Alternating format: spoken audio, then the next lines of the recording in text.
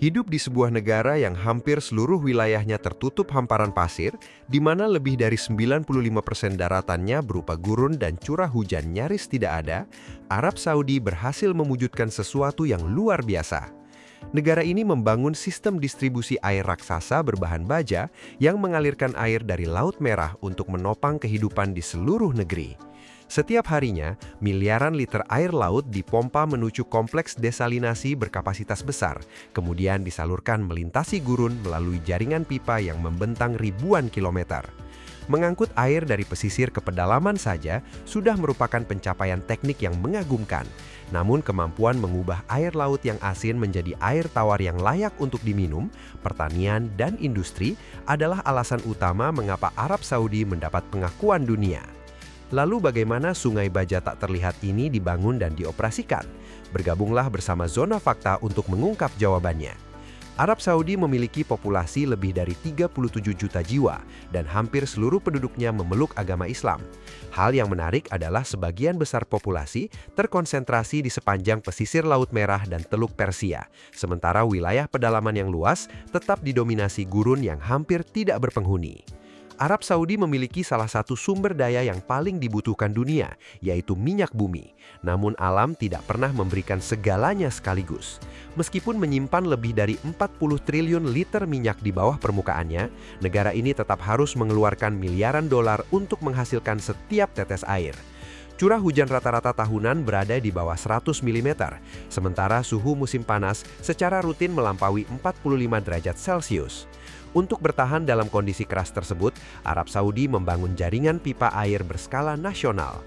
Sistem ini menggunakan pipa baja karbon berkekuatan tinggi, serupa dengan yang digunakan dalam industri minyak dan gas.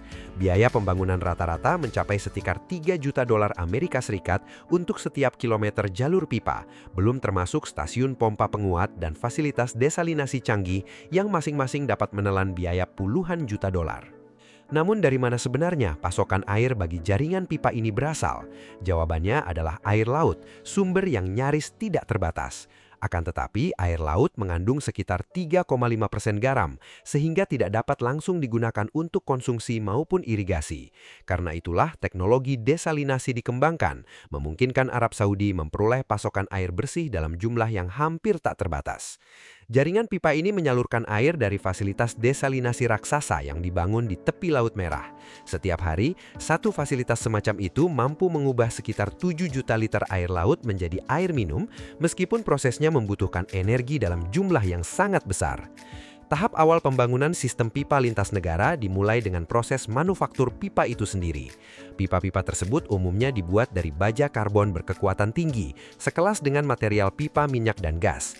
Material ini dipilih karena mampu menahan tekanan pompa yang berlangsung terus-menerus, benturan mekanis selama pemasangan bawah tanah, serta perubahan suhu ekstrim khas lingkungan gurun. Lembaran baja berbentuk persegi panjang dipotong sesuai ukuran yang telah dihitung secara presisi agar dapat digulung menjadi pipa berdiameter sekitar 1,8 meter dengan ketebalan dinding hampir 25 mm. Setelah itu, lembaran baja dimasukkan ke mesin roll multisumbu, di mana serangkaian roll secara bertahap membentuknya menjadi silinder hingga kedua ujungnya bertemu dan menghasilkan badan pipa yang siap menjalani proses pengelasan memanjang. Setelah proses pengelasan selesai, pipa-pipa baja dialirkan ke sistem pendinginan air berarus lurus untuk menurunkan suhu pada sambungan las. Selanjutnya, seluruh sisi dan sudut pipa digerinda teliti guna menghilangkan sisa material tajam, sekaligus memastikan akurasi geometrinya sebelum tahap penyambungan berikutnya dilakukan. Kedua ujung pipa kemudian dibentuk dengan bevel khusus, sehingga menghasilkan permukaan sambungan yang ideal ketika disatukan dengan segmen lainnya. Setiap segmen pipa umumnya memiliki panjang sekitar 12 meter. Ukuran ini dipilih agar jumlah sambungan las dapat diminimalkan tanpa mengurangi kemudahan transportasi.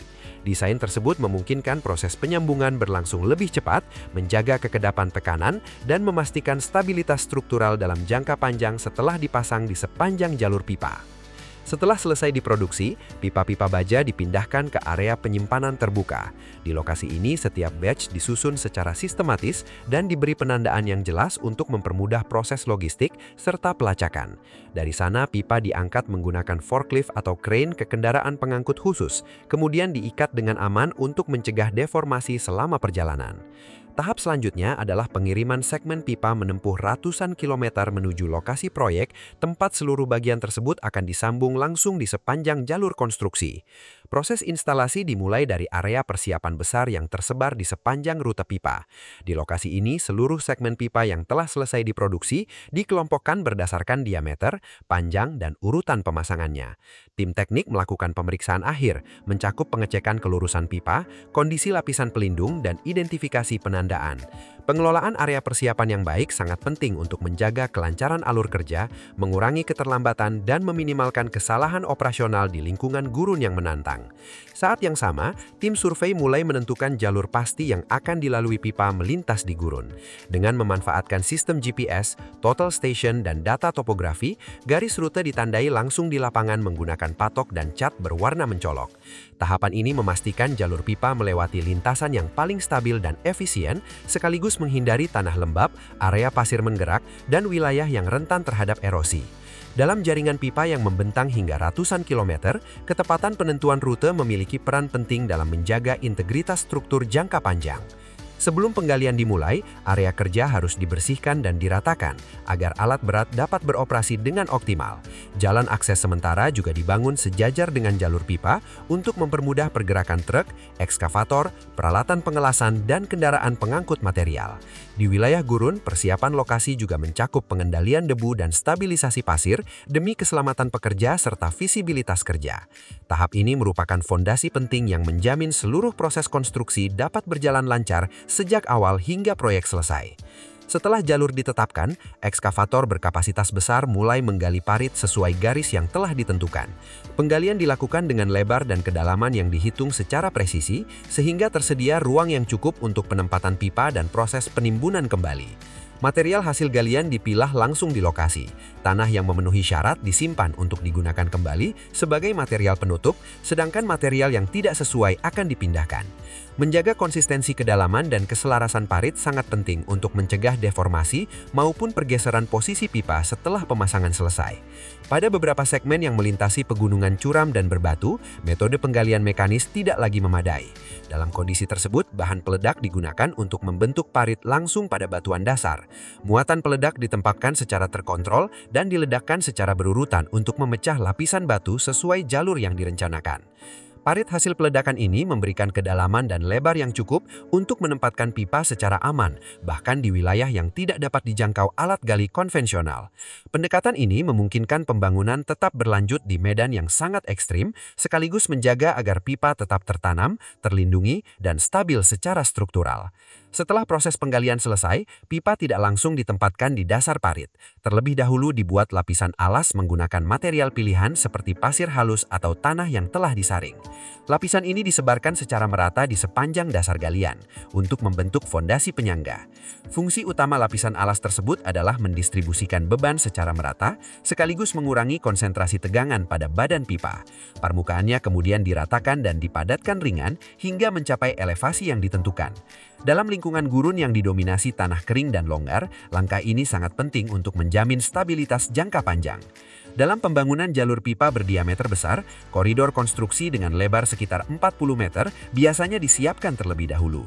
Koridor ini memungkinkan seluruh tahapan pemasangan berjalan tanpa terputus dengan kecepatan rata-rata sekitar 1,5 km per hari. Segmen pipa sepanjang kurang lebih 18 meter dipilih untuk mengurangi jumlah sambungan las di lapangan, meskipun keputusan ini juga menuntut standar tinggi dalam proses pengangkatan, transportasi, dan penyelarasan posisi selama konstruksi. Di area pengelasan, sebuah alat penjepit hidrolik internal ditempatkan di dalam sambungan pipa. Perangkat ini kemudian mengembang menggunakan sepatu penjepit 360 derajat yang berfungsi menahan kedua segmen pipa agar tetap berada pada satu aksis yang sempurna sebelum dan selama proses pengelasan jalur berlangsung. Operasi pengelasan otomatis kemudian dijalankan dengan dukungan sekitar 80 tenaga kerja serta puluhan mesin khusus. Sistem ini mampu menyelesaikan hingga 150 sambungan las setiap hari pada pipa berdiameter 42 inci. Setelah seluruh proses pengelasan selesai, setiap sambungan diperiksa menggunakan sistem ultrasonik otomatis untuk memastikan tidak terdapat cacat internal yang dapat mengurangi kekuatan struktur. Tim pelapis sambungan kemudian membersihkan permukaan dengan metode abrasive blasting sebelum mengaplikasikan lapisan epoksi cair multi komponen. Lapisan ini membentuk perlindungan yang kuat dan kedap sempurna sebelum pipa diturunkan ke dalam parit dan ditimbun kembali. Segmen pipa yang telah dirakit kemudian diturunkan ke dalam parit menggunakan side boom crane, kendaraan berantai khusus yang dirancang untuk pemasangan pipa berdiameter besar. Beberapa unit bekerja secara berurutan di sepanjang jalur konstruksi, mengangkat rangkaian pipa menggunakan sling berlapis pelindung dan kabel baja agar lapisan anti korosi tidak mengalami kerusakan. Pipa diangkat secara merata dan dipertahankan tetap menggantung saat kendaraan bergerak perlahan mengikuti jalur parit. Koordinasi yang sangat presisi antar operator menjadi faktor penting untuk mencegah pipa mengalami puntiran, pembengkokan, atau bersentuhan dengan dinding galian. Setelah posisi benar-benar sesuai, pipa diturunkan secara perlahan, sentimeter demi sentimeter, hingga berada tepat di atas lapisan alas yang telah disiapkan sebelumnya. Selama proses ini berlangsung, tim survei terus memantau elevasi, kelurusan, dan lengkungan alami pipa guna memastikan tidak ada tegangan sisa yang dapat mempengaruhi umur operasionalnya. Metode ini memungkinkan penempatan pipa dilakukan dengan cepat, terkendali, dan sangat akurat, sehingga sangat cocok untuk jaringan pipa panjang yang melintasi dataran gurun yang luas dan relatif datar. Setelah pipa berada pada posisi akhir, proses penimbunan kembali dilakukan secara bertahap dalam beberapa lapisan. Lapisan pertama menggunakan material halus untuk melindungi lapisan luar pipa, kemudian dilanjutkan dengan tanah hasil galian yang telah disiapkan sebelumnya. Setiap lapisan dipadatkan secara mekanis hingga mencapai tingkat kepadatan yang telah ditentukan. Langkah ini bertujuan mengurangi resiko penurunan tanah di masa depan. Dalam lingkungan gurun yang sering mengalami perubahan suhu ekstrim dan pengaruh angin yang kuat, pemadatan yang baik menjadi kunci utama untuk menjaga umur panjang sistem perpipaan. Seluruh proses penyediaan air dimulai dengan mengambil air laut secara langsung dari lautan terbuka dan menyalurkannya menuju daratan. Tahapan ini menciptakan pasokan air baku yang stabil dan berkesinambungan bagi fasilitas desalinasi. Pipa intake berukuran besar terlebih dahulu dipasang di wilayah lepas pantai. Tim instalasi melakukan penyelarasan setiap segmen dengan sangat hati-hati, sebelum menurunkannya menggunakan kren pengangkat berat yang beroperasi dari tongkang maupun platform pesisir. Seiring jalur pipa diperpanjang menuju garis pantai, setiap segmen disambungkan secara berurutan hingga membentuk saluran kontinu yang dirancang untuk bekerja di bawah beban hidrolik yang konstan. Ketepatan penyelarasan menjadi sangat penting karena penyimpangan kecil sekalipun dapat mempengaruhi efisiensi aliran dan kinerja jangka panjang. Setelah seluruh rangkaian selesai dirakit, jalur intake diperkuat menggunakan struktur penyangga dan ditambatkan dengan aman ke dasar laut. Tahap desalinasi dimulai ketika air laut masuk ke dalam sistem melalui jaringan pipa. Air laut diambil dari area beberapa ratus meter dari pantai, tempat berbagai penghalang dan saringan awal berfungsi menangkap sampah berukuran besar sekaligus mencegah masuknya organisme laut. Sebuah pipa berdiameter 63 cm mampu menarik hingga 15 juta liter air laut setiap hari, setara dengan lebih dari 10.000 liter setiap menit. Dari titik pengambilan ini, pompa berdaya tinggi mendorong air menuju fasilitas pengolahan. Ketika air laut masuk ke dalam sistem, terkadang berbagai makhluk laut seperti ubur-ubur, kepiting, hingga ikan kecil ikut terbawa. Untuk mencegah hal tersebut, dipasang saringan berukuran besar yang mampu menahan benda apapun dengan diameter lebih dari 4,5 mm. Setelah melewati tahap ini, air laut dialirkan menuju saringan yang lebih halus untuk menghilangkan partikel besar yang masih tersisa. Walaupun organisme berukuran besar telah disaring, air laut masih mengandung banyak sedimen tersuspensi. Untuk mengatasinya digunakan proses filtrasi yang berlangsung di dalam tangki-tangki khusus. Di sini air mengalir ke bawah melewati beberapa lapisan pasir dengan bantuan gravitasi. Ruang di antara butiran pasir sangat kecil sehingga hanya molekul air yang dapat melewatinya, sementara partikel-partikel tersuspensi tertahan di dalam media penyaring. Pasir bergerak perlahan ke bawah berlawanan arah dengan aliran air, menyebabkan kotoran menempel pada permukaannya. Setelah melewati tahap ini, kualitas air meningkat secara signifikan, walaupun terdapat banyak partikel mikroskopis. Partikel yang ukurannya lebih besar dari sekitar 1/10 tingkat ketebalan rambut manusia berhasil dihilangkan. Selanjutnya, dayung pengaduk berukuran besar menggerakkan air sambil sistem menambahkan dua bahan penting, yaitu natrium hipoklorit sebagai disinfektan dan ferric klorid sebagai koagulan. Koagulan ini menyebabkan partikel halus, pasir, dan berbagai limbah kecil bergabung menjadi gumpalan yang lebih besar. Gumpalan tersebut kemudian mengendap di dasar tangki sehingga dapat dipisahkan dengan lebih mudah. Pada tahap ini, sebagian besar kotoran telah dihilangkan, tetapi air masih belum cukup bersih untuk memasuki proses desalinasi utama. Setelah melewati penyaringan lanjutan, air diarahkan menuju sistem filtrasi cartridge yang berfungsi sebagai garis pertahanan terakhir sebelum memasuki unit reverse osmosis atau RO.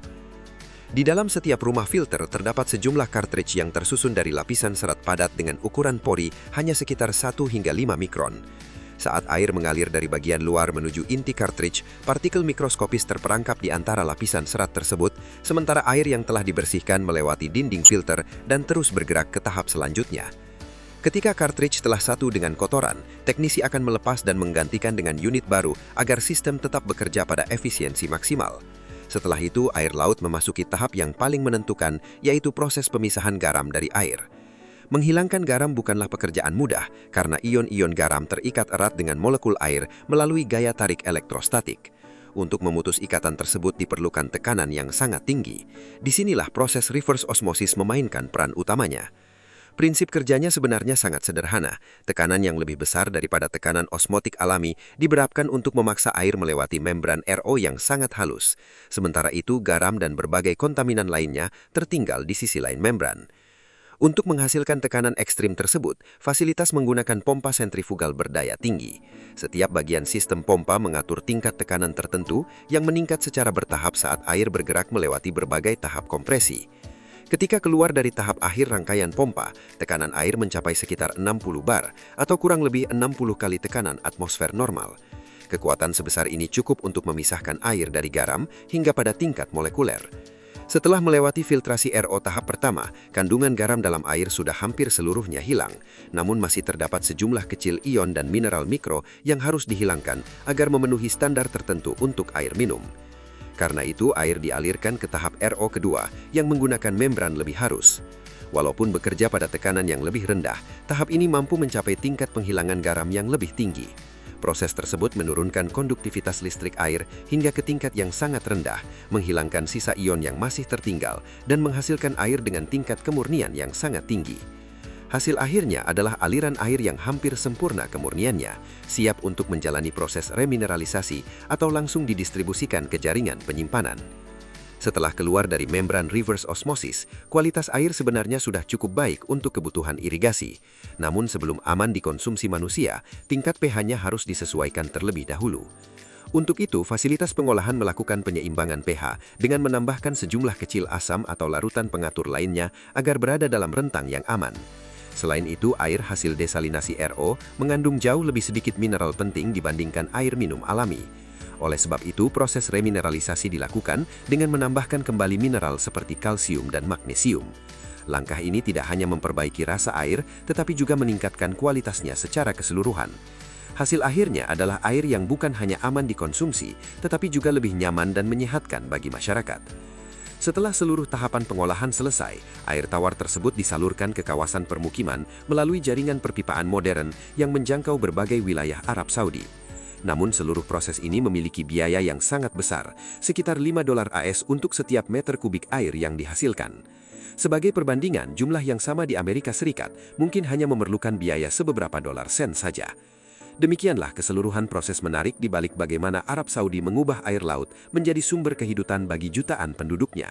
Sampai jumpa pada pembahasan teknologi menakjubkan berikutnya.